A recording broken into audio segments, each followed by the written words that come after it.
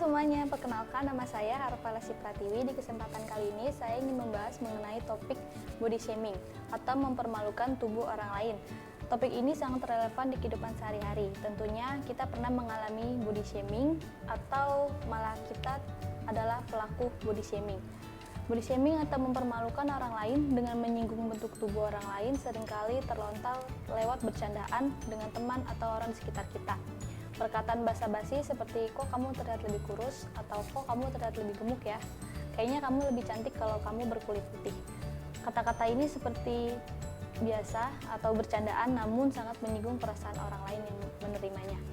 Dari tindakan-tindakan seperti itu, sebuah studi menyatakan body shaming malah akan membuat korbannya benci terhadap dirinya sendiri atau bahkan merusak pola makannya ke titik ekstrim, sehingga semakin tidak sehat karena ada beberapa orang yang ketika dia merasa tertekan, dia akan makan lebih banyak.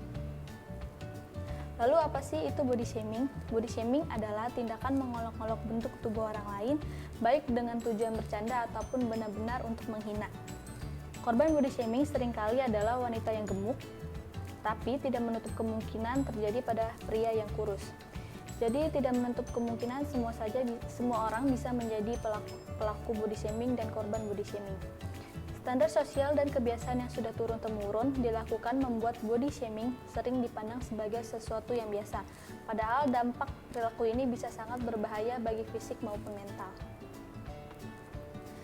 Seringkali pelaku body shaming tidak sadar bahwa mereka sudah melukai perasaan orang lain.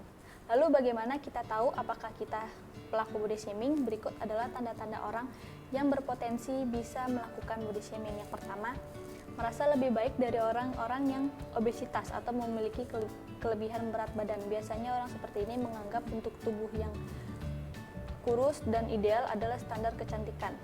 Yang kedua, sering mencela dan mengomentari bentuk tubuh orang gemuk dan berlindung di balik kata bercanda untuk menetralkan perilaku negatifnya.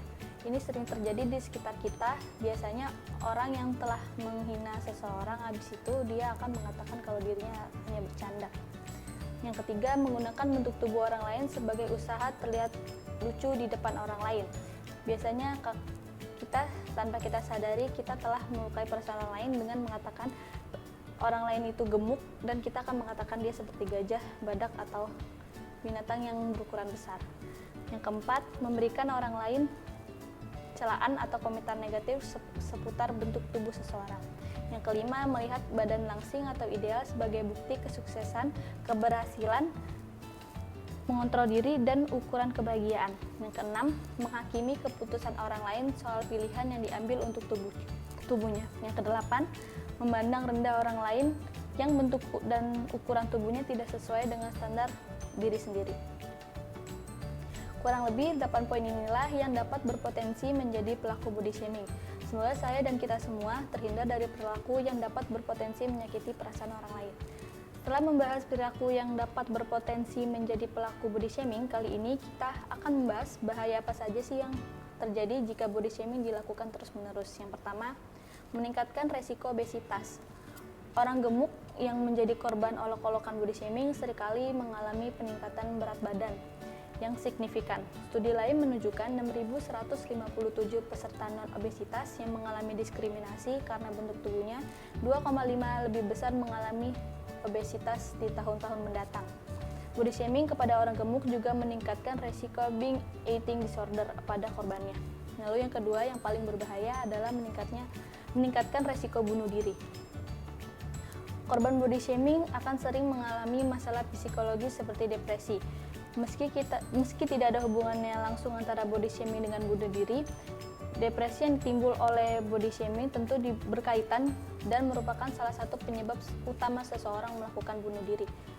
Setelah kita mengetahui bahayanya tindakan body shaming, lalu bagaimana cara untuk menghentikan body shaming tersebut? Jika kamu adalah seseorang yang sering memberikan komentar atau mengucapkan lelucon berkaitan dengan topik tubuh orang lain, ada baiknya mulai sekarang mengganti topik bercandaan ke hal lain. Namun, jika kamu yang menjadi korban body shaming, ada beberapa tips yang bisa dilakukan untuk mengatasinya. Yang pertama, mengganti topik pembicaraan.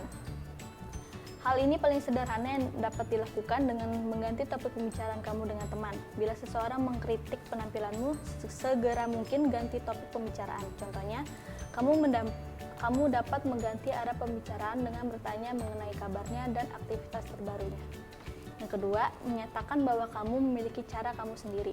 Orang-orang yang sering merasa bahwa mereka memiliki cara yang paling benar, namun kamu dapat memberitahukannya bahwa kamu juga memiliki cara yang menurut versi kamu untuk menjaga tubuh dan kesehatan kamu sendiri.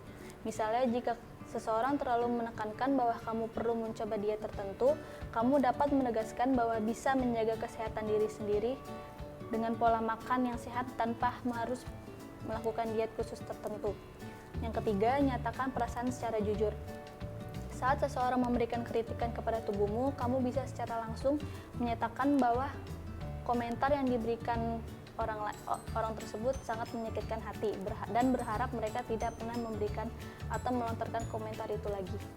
Yang keempat, lawan dengan hasil penelitian. Jika seseorang memberikan kritikan terhadap caramu menjaga kesehatan atau bentuk tubuhmu, kamu dapat membalasnya dengan riset atau fakta yang sudah terverifikasi. Contohnya, kamu dapat menjawab menurut para penelitian, seseorang yang menghentikan asupan makanannya secara ekstrim justru berpotensi mengalami keinginan makan yang lebih besar nantinya. Jadi, itu beberapa tips yang bisa kita coba. Body shaming adalah perilaku yang buruk dan yang dapat menyakiti perasaan orang lain, dan tentunya dapat berpotensi seseorang melakukan bunuh diri. Oleh karena itu, perilaku ini wajib dihentikan, baik secara langsung ataupun tidak. Hindari terlibat dalam obrolan yang mencela fisik orang lain. Kamu bisa memulainya dengan mengubah lelucon ke topik yang lain, tidak dengan menyinggung bentuk tubuh orang lain. Dan mulailah untuk mencintai diri sendiri tanpa menjatuhkan orang lain dan menghargai orang-orang di sekitar kita. Dan mari sama-sama katakan tidak pada body shaming. Saya Harpalasi Pratiwi, mahasiswa Vkom Mubarajaya. Terima kasih dan see you.